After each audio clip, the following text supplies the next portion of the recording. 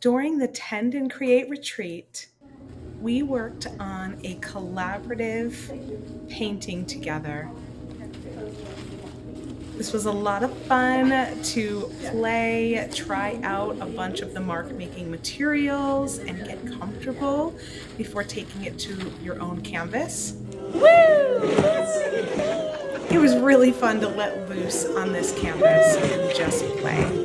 Then we cut the canvas up and made affirmation flags for everyone.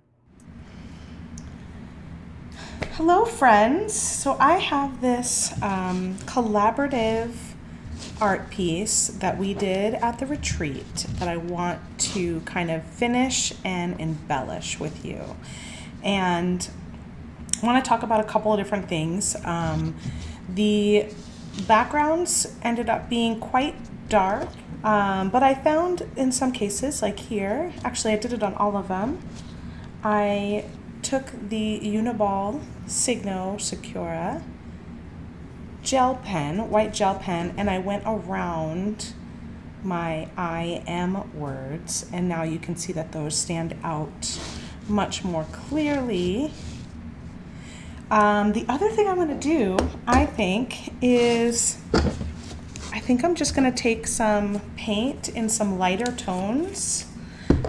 I just grabbed a couple. I have a little green, a sage green, a tan, and a light magenta here. So quickly, I'm going to add this lighter paint where I want the words. So this one's I am supported. I'm just going to go ahead and add some of this light pink in here.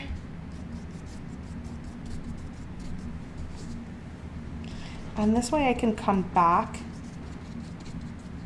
with that black marker or paint pen again, and it'll be much more readable.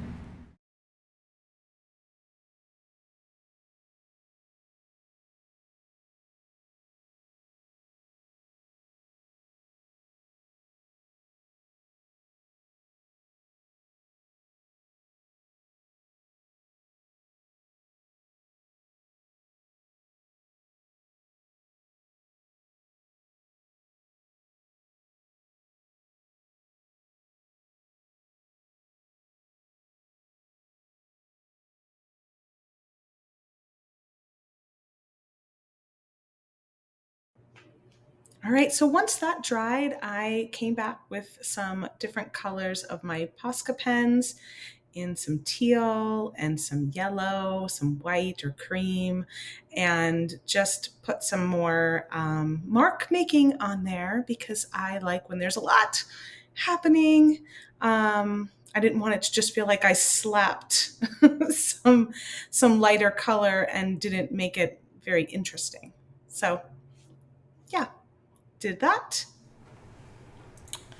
Okay, I let that dry overnight, and now I'm going to come back with just my black Posca pen and rewrite my affirmations on here. Because the retreat was theme Root to Rise, we decided to start with I am rooted and end with I am rising.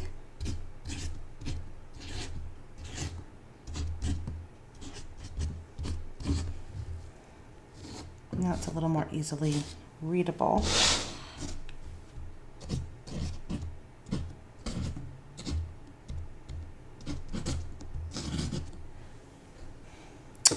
And we pulled oracle cards during the retreat. Mine was growth. So for this middle thing, I decided to go with I am growing to honor that card pull. And then there were two more flags to fill in. Something that came up during the retreat was wild women, and I really love that phrase. So I wanted to say I am a wild woman. And then the last thing that came up for me was around the idea of support. So this last one is I am supported.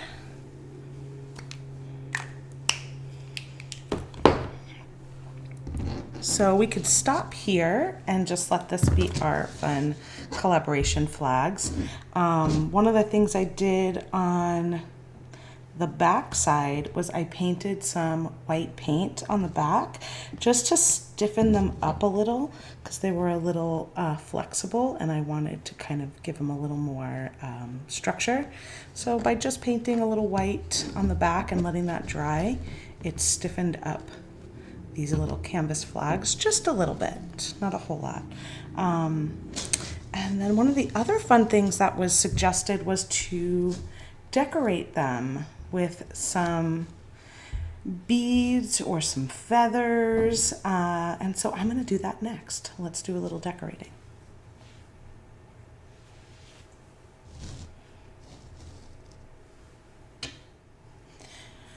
So I used a hole punch to punch these holes in the top of the canvas, and that was really simple to do. So you can easily do that down at the bottom also, but I was thinking I might want my hole to be a bit smaller, and so I'm using a compass tool to go ahead and punch a hole. And I want to come down towards, for me, I'm going to come down towards the point. I want to add some beads and some wire. So I'm going to kind of find the center towards the point and poke through. The hole punch was a little bit easier, but it'll also give you a much larger hole than this will.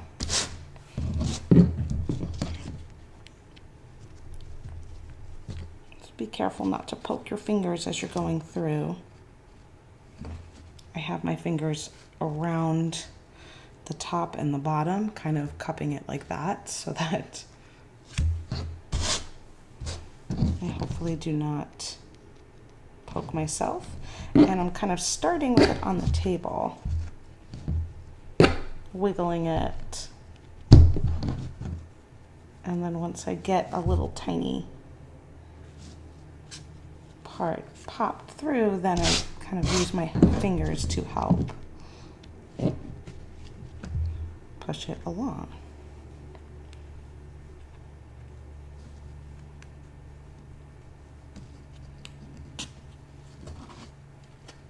Okay, so now I've got a little hole at the bottom of each of my flags.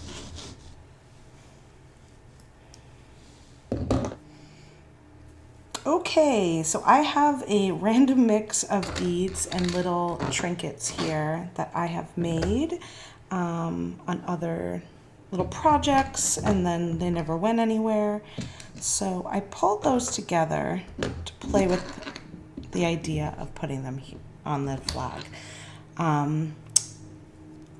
Someone made this suggestion, which is a really fun one, is if you have some earrings that you only have one of, like you're missing another one, then maybe you want to just slide that earring into the bottom here.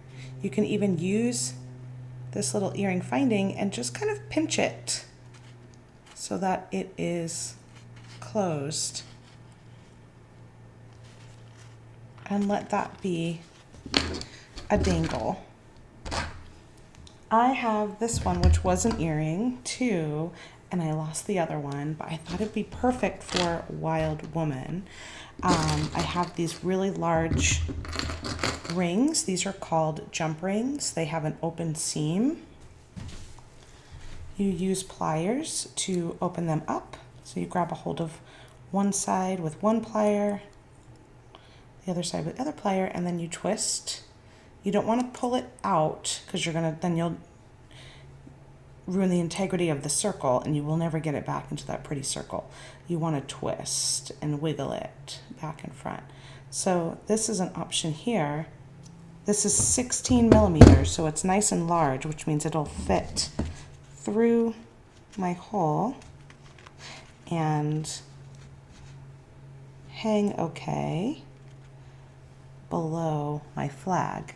I have this little doodad here, which is like a ring with some little flowers on it, that I'm just going to attach with that jump ring. Close it up. And now I have a little dangle on the end of that flag.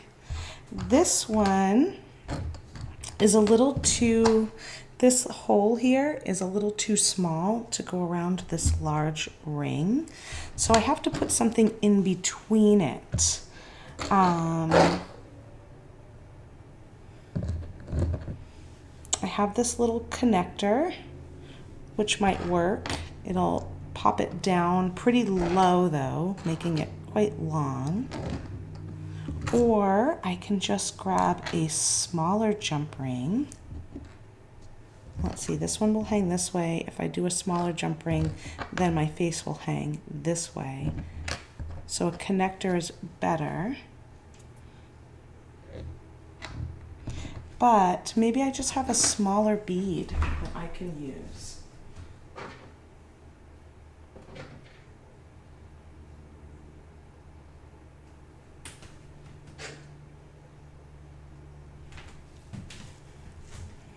Like this little one.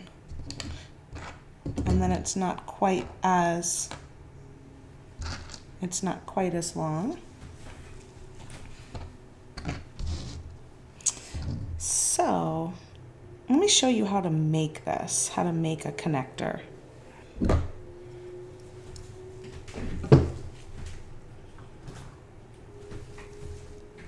Never done that before, and if you want to, there's my little green pearl bead. I'm going to cut off some Softflex craft wire. 22 gauge is really nice gauge to work with.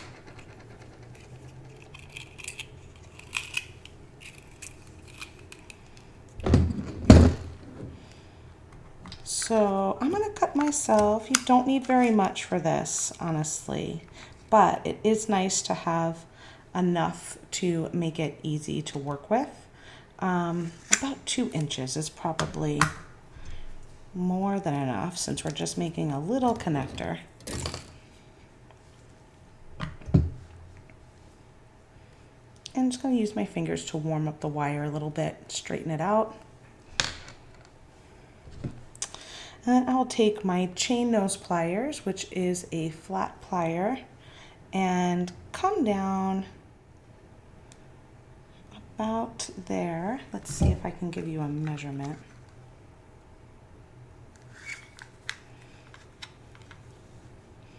So this piece of wire I have here, let's cut it to 2 inches. Still a little bit longer than that. So that's 2 inches right there. And then I'm going to come down about 1/4 of an inch. So there's an inch, there's a half. Let's go down about 1/4 of an inch. And I'm going to bend it 90 degrees. And then I'm going to grab my round nose pliers, which look like this. And I'm going to grab a hold of it on the end, and I'm going to roll that wire towards the center to create a nice little loop. If you have a little overlap, you can just take your cutters. This is a flush cutter, it's got a flat side, and trim off the overlap. So now you have what's called essentially an eye pin. And you can buy wire like that too. So this one is an eye pin. And the eye pin is good because we want a loop on one side and a loop on the other side because we're making a connection between this ring and this charm. I'm going to go ahead and add this bead. And then I'm going to take my chain nose pliers, come down towards my bead and bend it perpendicular again. And then you just want to trim about the same. So trim 1/4 of an inch, which would be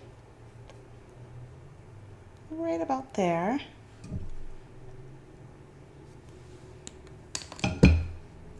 So you have just that little bit of wire left. And then you're going to use your round nose pliers and grab it at the end and then roll it in just like you did on the first side. And now you have a little connector.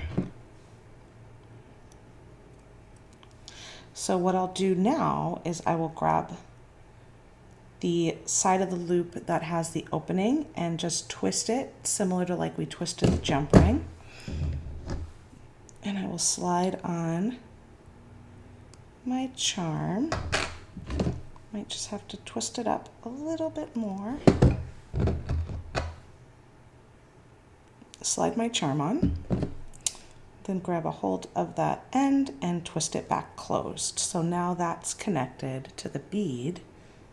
And then up here, I would do the same thing, open it up, slide it on to that larger jump ring, and then close it back. And now that has made a connection between the face and the jump ring. And I put my face on backwards, which I did every single time I was looking at it. Okay, so I'm gonna open this up and just take that charm off, flip it around and put it back on. And hopefully I have it the right way around this time. There we go. So this one has an earring attached to it. It's got the mountain, little acorn for rooted. This one has the woman that we made the connector for and the jump ring. This one says I am growing, and it's got these little bellflowers down here. These are made with little head pins to make dangles, and that's attached to the jump ring. And then here, supported, I was thinking maybe that one of the spirals, I have this spiral here, and adding a drop bead to it. Let's see. Color-wise, let's see what colors I want to do. I like this bead, but I feel like this color might work better. Or this one, even Steven. So I'm going to put this on with a jump ring again, the big ones. These are the 16 millimeter. Open that up, add that here, slide on my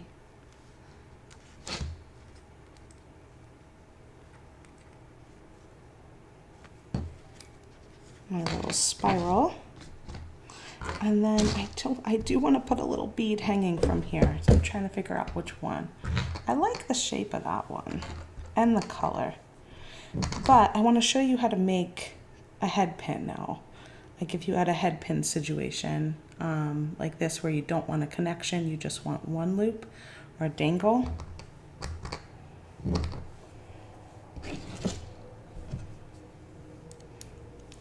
I'll cut this one free.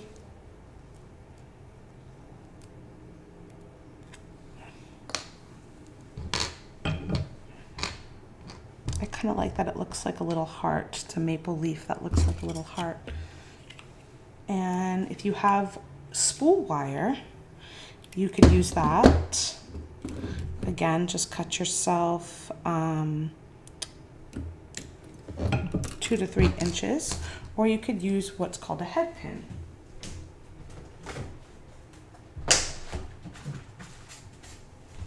And what a head pin looks like is this. So for this one, you can add, head pin has a little, either a flat or a ball on the end, and that stops your bead from sliding through. So your bead can sit on that head pin just like that. And then you'd make a loop at the top, very similar to what we did with the connector. So you take your chain nose pliers, you bend it towards you. Then if you want to make a simple loop, which is what we'll do here, you just want to trim off, leaving about 1/4 of an inch of wire left. So once you've got that 1/4 of an inch, grab your round nose pliers, take it to the end, and then just roll it till you have your closed loop. And then you take your chain nose pliers and you twist that loop open to attach it wherever you want to attach it to. I'm going to attach it to the bottom of this spiral. And then you grab a hold of the end of that loop again and you twist it closed and kind of wiggle it a little bit. And that's how you do with a head pin. And then my last one, I found this dragonfly bead that I had already made a little connector for. So I'm going to use that. Then I also found this fairy wing that I will add to the bottom. And since I've got a little loop here and a loop there, I can add it easily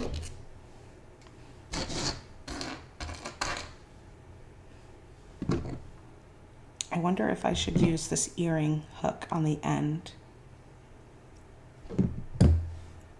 just like I did on the beginning, so that there's sort of a continuity.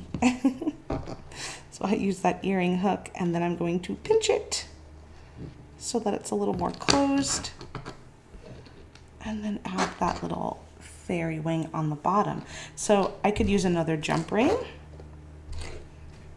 but a smaller one this time, or I can use my wire to make myself a little connection. So one way I could do it, I could just sort of take my wire, fold it over to create a little loop there, take my chain nose plier and kind of stand it upright. And then what I'll do is grab a hold of that loop with my chain nose plier, and this is the tail, wrap that around 1-2 times, and then trim this off. So now I've got that wing attached to that loop.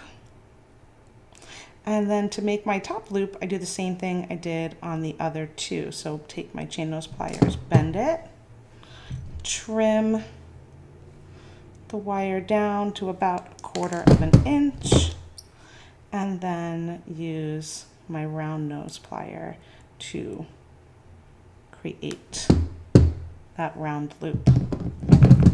Then I can open that up, add it to the bottom of my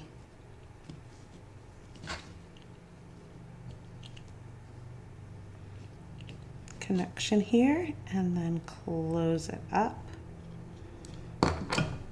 And now I have some fun little beads at the bottom of all of my all of my flags. I'll take a photo of it hanging so you can have a better idea of it. All done.